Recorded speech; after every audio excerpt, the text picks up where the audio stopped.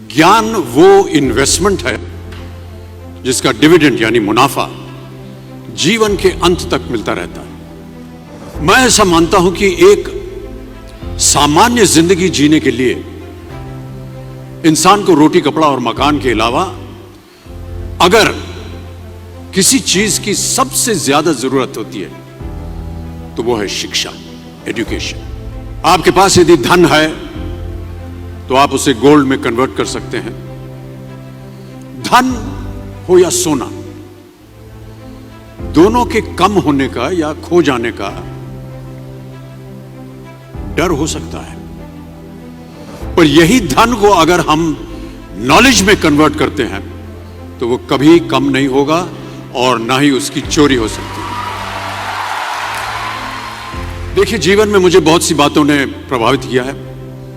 मेरे ये अनुभव सुनने में शायद साधारण लगे, पर इनमें छिपा सार असाधारण है, अनमोल है। यदि मैं आपसे पूछूं कि सबसे शक्तिशाली व्यक्ति कौन है, सबसे शक्तिशाली व्यक्ति कौन है, तो कोई कहेगा कि जिसके पास पावर है, वेपन्स हैं, शस्त्र है, धन है, किसी देश का राजा या किसी सल्तनत का वारिस है। मेरा ऐसा मानना है कि वेपन्स, मनी किसी को पावरफुल नहीं बनाते, या अगर बनाते भी हैं तो कुछ समय के लिए ही बना पाते हैं। दौलत आज होगी, कल नहीं। शस्त्र का ज्ञान तभी तक काम आएगा जब तक वो शस्त्र चल सकता है। Once it is used it becomes obsolete. पर शास्त्र का ज्ञान कभी नहीं रुकता। Knowledge can never be obsolete. शास्त्र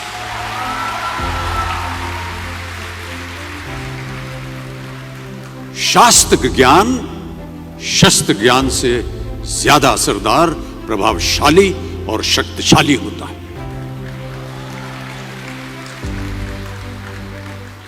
अब देखिए, एक राजा ने कितने राज्यों पर विजय प्राप्त की, कौन कौन से शस्त्रों का इस्तेमाल किया, कितने सैनिक थे, यह शायद आपको याद न हो, पर जीरो की खोज किसने की, बल्ब का आविष्कार किसने किया, राष्ट्रगान किसने लिखा, ओथेलो मैकबेथ की रचना किसने की, ये आपको जरूर याद रहेगा।